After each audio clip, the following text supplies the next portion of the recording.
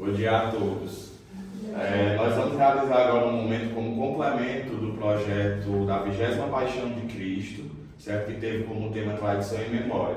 O objetivo principal desse momento é retratar um pouquinho sobre a produção textual no teatro, também falar sobre a origem do teatro, tendo em vista que o espetáculo da Paixão de Cristo é um espetáculo que já é realizado no município de Meroca há 20 anos de modo consecutivo, e através desse espetáculo nós temos também outras atuações teatrais durante o ano, atuações teatrais essas que vão para as modalidades da cultura, das artes integradas, da dança.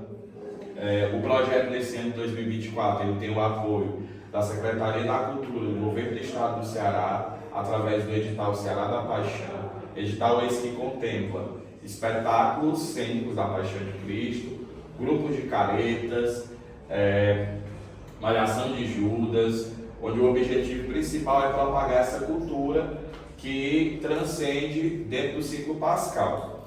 Mas antes de falar sobre produção textual, não tem como a gente não falar sobre o que é o teatro. O teatro, ele teve a origem grega e significa lugar de onde se vê, certo? O principal objetivo do teatro é repassar uma história, repassar uma encenação através da comunicação, seja ela a comunicação falada ou seja ela apenas a comunicação de expressão corporal. O teatro, ele teve a origem dele na Grécia, onde eram reunidos grandes espetáculos, construídos grandes anfiteatros a céu aberto para realizações de espetáculos cênicos. Esses espetáculos, eles tinham uma origem através de Dionísio, um deus grego que propagava as grandes festas populares no Egito. Inclusive o teatro era uma grande movimentação dentro da Grécia pelo fato de unir elementos super luxuosos como figurinos, como dança, e também se caracterizar como uma festa da carne, onde a gente retrata Deus Baco. O Deus Baco é o Deus da festa, onde esse Deus está muito inserido dentro das festividades do carnaval, que é a chamada festa da carne, que é onde as pessoas se trajam, saem pelas ruas fazendo cortejos, dançando. O teatro ele se encadeia dentro dessa festividade. E para a realização do teatro, a partir de uma pessoa é possível fazer um espetáculo teatral. No nosso caso, quando a gente retrata o espetáculo da Paixão de Cristo, nós estamos retratando uma história real, história essa que é contada há milhares e milhares de anos. O roteiro que integra essa Paixão de Cristo é um roteiro adaptável. Nós temos aí espetáculos que duram meia hora, que são os espetáculos de via sacra, e temos também os espetáculos que duram aí mais de horas, que são os espetáculos encenados a céu aberto, gravados, transmitidos. No nosso caso, o espetáculo da Paixão de Cristo de Meroca, ele tem uma duração de mais ou menos 1 hora e meia. É um espetáculo que retrata recortes da vida, e da Paixão de Cristo, onde esse espetáculo ele acontece num espaço público, certo? Num espaço público que reúne diversas e diversas pessoas na sua execução, certo? E quando a gente retrata esse teatro de modo artístico, trazendo isso para uma realidade do nosso cotidiano popular, a gente retrata não só a encenação da morte de Cristo, mas existe todo um preparatório, certo? Onde os atores, eles são divididos a partir da sua dicção, um espetáculo que reúne música, que reúne encenação, que reúne toda uma preparação para a sua execução. Nós sabemos como se dá o início da Paixão de Cristo. Nós temos um homem que nasce, que vai vivendo sua vida até determinado momento onde chega a sua crucificação. Esse é o espetáculo da Paixão. Só que dentro desse roteiro nós temos vários contextos. Contextos esses que reúnem atores principais, atores secundários, o elenco de apoio, e toda uma cenografia. Porque Jesus ele começa com um semblante e finaliza com outro. né? E dentro desse espetáculo também se enquadram a questão dos efeitos especiais. Efeitos especiais como maquiagem artística, de estilo ferimentos, a musicalidade, a interpretação das pessoas. Então tudo isso ele se equivale à proposta de execução do que é o espetáculo da Paixão de Cristo em Meruoca. Na construção do roteiro da Paixão, você vai observar que toda a Paixão de Cristo vai ter o quê? Crucificação, ressurreição. Só que, a partir da montagem do diretor da Paixão de Cristo, esse roteiro ele pode mudar. Né? A gente observa, nós temos 3 Paixões de Cristo no município. Temos a Paixão de Cristo em Meruoca, temos a Paixão de Cristo em Camilos e temos a Paixão de Cristo de Anil. Cada uma tem sua particularidade. A Paixão de Cristo de Anil já é uma Paixão de Cristo mais voltada para um espetáculo de via sacra. Como? É um espetáculo andado, seguido pelas ruas, onde o texto da via sacra é o texto padronizado, certo? Nem sempre os artistas têm aquele texto preparado, decorado, são recortes feitos do texto que se inserem dentro do espetáculo. Paixão de Cristo de Camilos já é um espetáculo mais preparado, né? Já é um espetáculo, podemos dizer, mais palquista, porque ele traz recortes bíblicos e faz também a representatividade de figuras específicas da Paixão de Cristo convencional.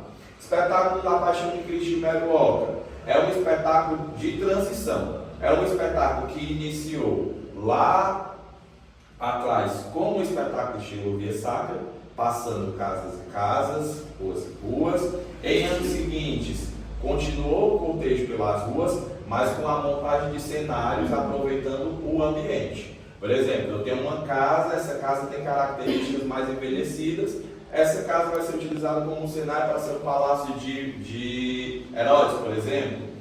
Posterior a isso, no ano de 2012, o espetáculo da Paixão de Cristo em Meruoca passou por essa intervenção e inovação artística, vindo a se tornar um grande teatro a céu aberto, que a gente pode dizer um anfiteatro. Como se caracteriza um anfiteatro? O anfiteatro ou teatro é um local de modo circular, onde todo o público possa visualizar em 360 o espetáculo, certo? É um espetáculo que utiliza palcos, que utiliza de luz e que utiliza de efeitos especiais.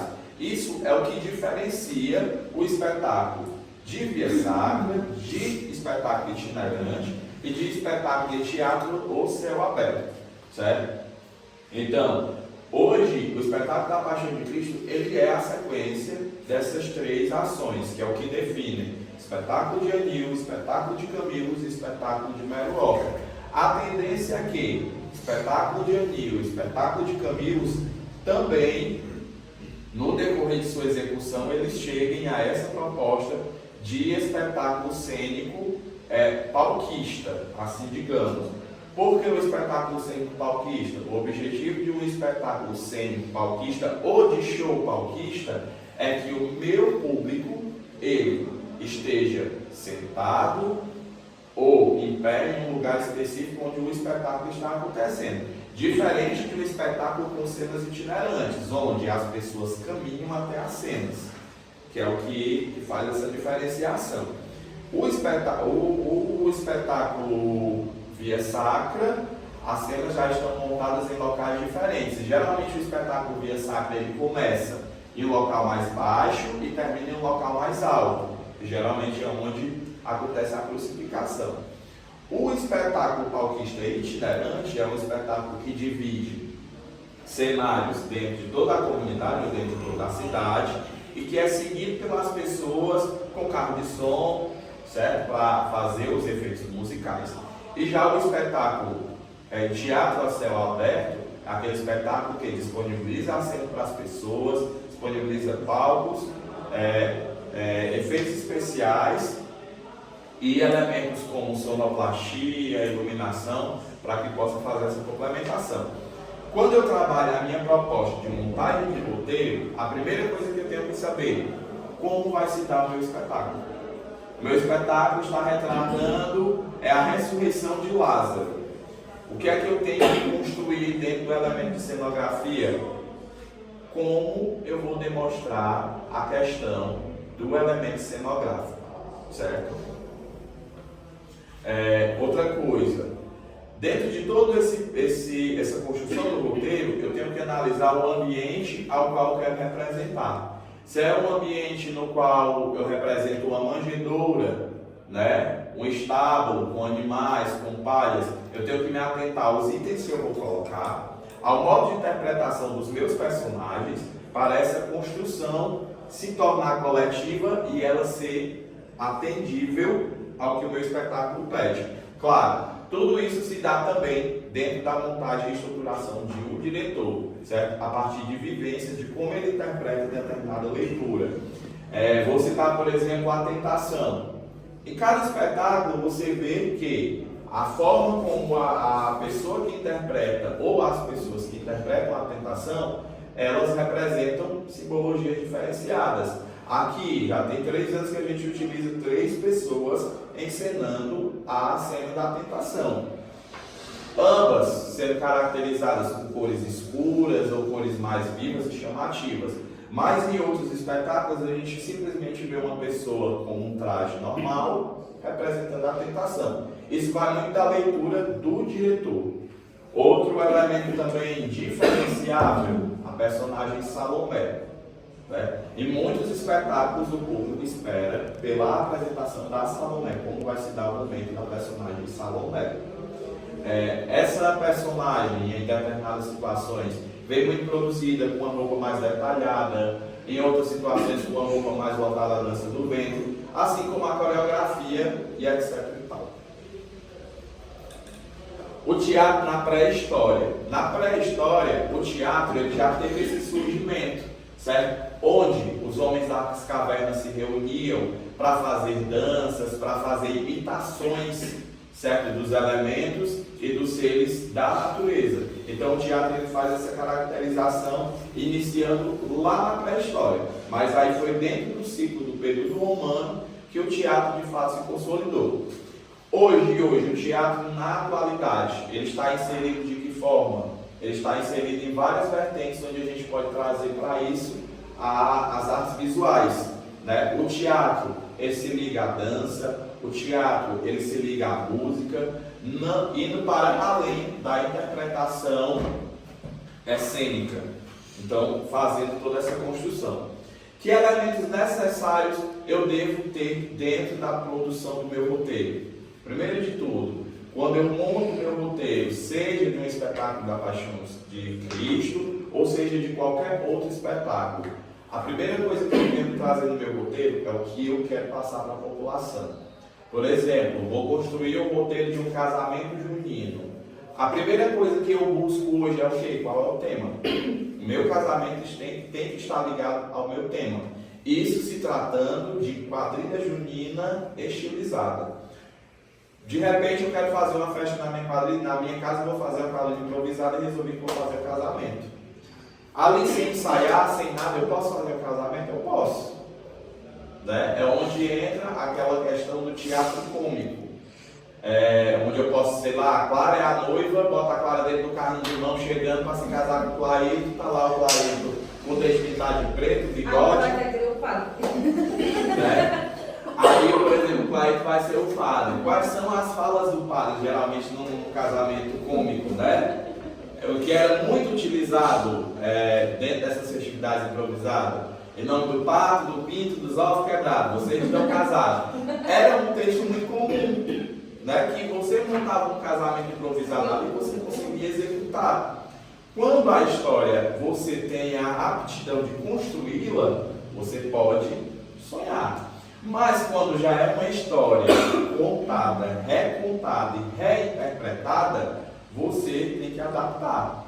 Por exemplo, no espetáculo da Paixão de Cristo, eu sei que vai ter que ter o quê? Crucificação. Não tenho como fazer um espetáculo de Paixão de Cristo e não ter a crucificação. Se não tiver, não foi a ensinação da paixão.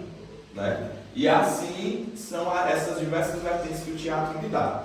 Então, volta a essa questão. Quando eu construo o meu roteiro, eu tenho que adaptar aquilo que eu quero mostrar. certo? De que forma, para quem, porque também é muito importante eu analisar o público que eu vou ter, porque quando eu monto um espetáculo como esse, eu tenho crianças, eu tenho jovens, eu tenho idosos, eu tenho adultos, então eu tenho que adaptar isso para o maior número de pessoas possíveis e se adequando à realidade dessas pessoas, certo? Então, com base nisso, é a principal ferramenta que eu tenho para poder fazer a montagem da produção textual. Primeiro, se é uma proposta que já existe, eu tenho que fazer releituras e recontar de acordo com a minha proposta. O objetivo desse ano, por se tratar de tradição e memória, foi enaltecer as cenas que traziam personagens históricos, como, por exemplo, Maria Madalena, o próprio Lázaro e sua irmã, que são cenas fortes da Paixão de Cristo, que a gente buscou elencar, ou seja, os milagres. A gente sabe que no decorrer de todo o processo da Paixão de Cristo nós temos os milagres. E tudo isso foi construído no intuito de fazer com que o roteiro ficasse entendível e execuível dentro do espetáculo, certo? Espero que com essas informações a gente possa enriquecer um pouco mais os nossos conhecimentos construtivos, certo? Acerca do espetáculo da Paixão de Cristo. Muito obrigado a todos, até o próximo.